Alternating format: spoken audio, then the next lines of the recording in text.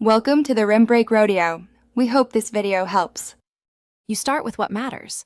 Confirm you have admin rights or the device PIN so you can change network services. Once confirmed, open Settings and go to Network and Internet, then VPN. On Mac OS, use System Preferences Network. On Windows, use Settings Network and Internet VPN.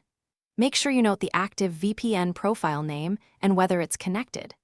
This prevents disabling the wrong service and helps you reconnect later if needed. Once in the VPN area, click the active profile and press disconnect. The connection should drop within seconds.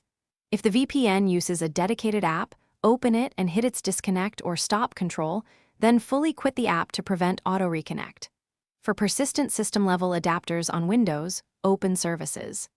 MSC and stop the VPN service, then set startup type to manual or disabled. Make sure to remove any auto-start entries so it won't relaunch on reboot. To finish, delete the VPN profile in Settings or uninstall the VPN app to prevent accidental reconnection.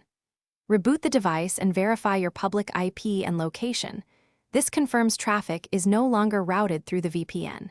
If DNS or routing persists, flush DNS cache and restart the network adapter or reboot again.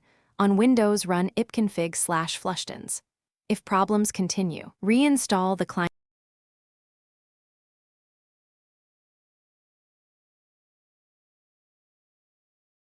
Thanks for watching. Consider subscribing if we helped you.